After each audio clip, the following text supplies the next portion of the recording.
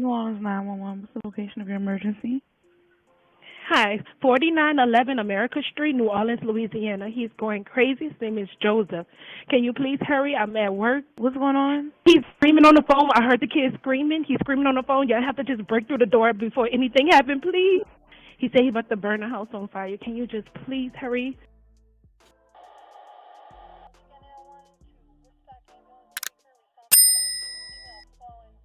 On Wednesday, October 18th, right before midnight, a mother would call 911 to say her ex-husband, 29-year-old Joseph Washington, was threatening to burn her house down with their children inside. She would beg the dispatcher to send someone quickly. She said, "He is screaming on the phone. I hear the kids screaming. You're just going to have to break down the door. Please don't let anything happen." Shortly afterwards, another call came in about a house fire at the same location. However, first responders had already been dispatched to the home in Plum Orchard neighborhood of New Orleans East and sadly found the house fully engulfed in flames. In this story, we will talk about a father of three who had a history of violence towards his ex-wife, whom he threatened multiple times over the years. Tragically, he would follow through with what he threatened, and his three young kids would lose their lives. Joseph's ex-wife, Amy Washington, would call the police multiple times over the years of their marriage and divorce. It all seemed to go bad starting back in 2015 when Joseph was said to have started smacking, choking, and pushing Amy around. He wanted to maintain full control, and if he felt like he did not have the control, he would take it out on her physically and verbally, according to police reports. Joseph would be charged 2 times in 2016 with domestic abuse and battery, and was arrested on the same charges in 2018. In that same year, Amy would file a restraining order against him and stated that on September 19, 2018, she would go over to his house to pick up her son and also to help Joseph with paperwork for a doctor's appointment. However, later that morning, Joseph would tell Amy that he lied about a doctor's appointment and just wanted to find a way to get her in the home. From that point, they would start to argue, and Joseph quote, "Who should I unalive first, you or the kids?" Then Amy said he started to choke and push her back up against the wall. After he threw her on the couch while the baby was in her hand, and he repeated to choke her. She would go on to say he dragged her to the back of the house to look for his weapon, and when he couldn't find it, he said that he could take her life without it. She would then escape him, and she would state that Joseph dragged her back into the room. Amy eventually fully managed to escape and waited outside for the police.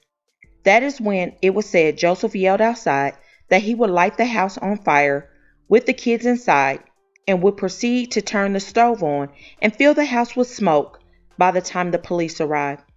Joseph was arrested on scene, and the police would look at the video footage that they had recorded of some of the incident. At this time, the couple only had 2 kids, a son and a daughter. A few days later, the judge granted a 2-year protection order for Amy, and the divorce would end up being finalized in August 2019, and the judge gave her full custody. After the divorce, at some point, they would end up having another child, a little boy. Going forward to that October 18th night, 2023, Amy would be at work and Joseph would agree to watch the kids. Then Joseph called Amy and said that he was going to burn the house down with the kids inside. Amy would immediately call the police to get to her home to make sure that her kids were going to be okay. Just 9 days prior to the fire on October 9th, Amy called the police saying that Joseph was threatening her life.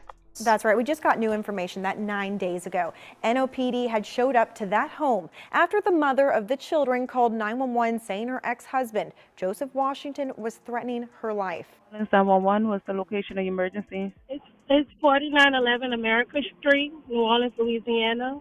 This call was made October 9th, 9 days before police believe Joseph Washington set the fire to their home. We have a past history of domestic violence, but he's like sending me threats saying if I come back to the house and my kids are still there, and he's saying that he will leave them in the house, and he's telling me not to come back to the house. If I come back to the house, he's going to kill me. Now 9 days later, He acted on his threat that he has been making for years. Neighbors would be calling the police at the same time as the mother. However, the neighbors knew something that she didn't at the moment. The house was engulfed in flames coming from the back of the home. It is also at that point Joseph was allegedly caught on camera coming out of the front door of the burning home and getting into his vehicle and leaving the scene. The police would show up, followed by the fire department and EMS. The firefighters entered the burning home and found the older two kids, a 7-year-old boy and a 5-year-old girl, not far away in the living room.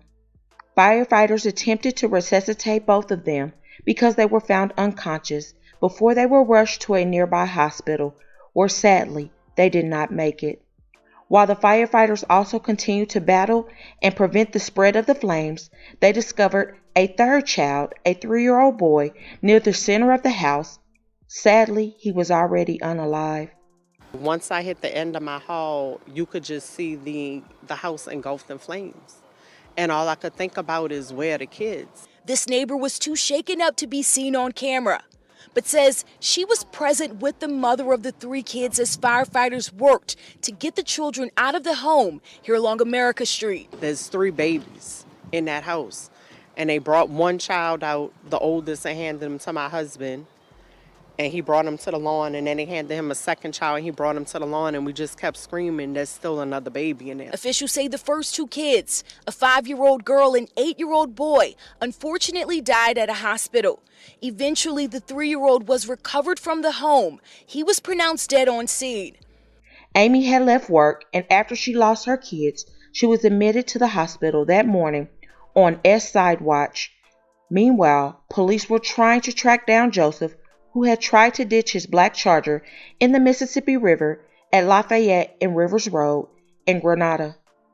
Joseph was eventually located on the I-610 eastbound at the Elysian Field exit when the Charger he was in stopped and he attempted to flee by jumping off the overpass. That is where he was apprehended and then taken to a hospital. Washington's father was seen at the home just hours after the fire, trying to salvage pictures of his 3 grandchildren before pleading for his own son to turn himself in. Joseph, turn yourself in. That's what you best do. Turn yourself in, Joseph. And that ain't no lie. Turn yourself in. Joseph Washington is now charged in this crime, but neighbors say this is a day they'll never forget. We've seen these kids for their entire lives, and we have to sit here and look at that house and know they lost their lives over there. They was just innocent kids. They were babies. They were just happy kids. And it's just a tragedy that our whole community has to deal with. This whole situation is very, very heartbreaking, and I don't want to sound uncompassionate, but at the same time, I really feel like this may have been preventable because there was so much history, years of history, of his actions, and I just wish that he was not able to be around the children. Like he literally just 9 days prior had threatened Amy, and I'm definitely not victim blaming, but sometimes we have to take heed to what someone says, especially when it's not something healthy nor safe, and they've been doing it for years. And then they also have been putting their hands on you for years. All the signs were there, and I just sadly wish that the kids did not have to get caught in the middle of this situation like this. There were restraining orders, there was a divorce, the judge even granted her full custody. I don't believe in children not having both parents, but in this situation it seems as though he shouldn't have been able to be around at all. And because he cried wolf so many times about setting the house on fire with the kids inside, maybe Amy didn't think he would truly do it. Please, if you're in a situation where someone is threatening your life or your children, please take it serious. This is not a joke.